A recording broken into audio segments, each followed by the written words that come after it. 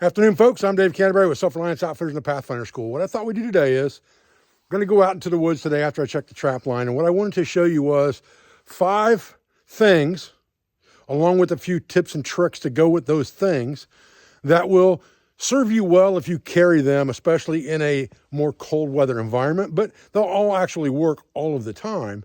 However, with the season being what it is, I was thinking about little things that would save you calories in camp, little things that are very multi-purpose in nature, and also fall into those 5 C's category that we talk about all the time. So what I'll do is I'll play the footage. I won't put any music behind it probably because I got complaints about that the last time. I don't pick very good music, excuse me, I'm sorry, but you're limited on what you can use on YouTube sometimes. So what I'm gonna do is I'm going to put some captions in along the way, along this silent film, so that you can kind of understand what 5 things I'm showing and some of the tips and tricks that go along with those 5 things.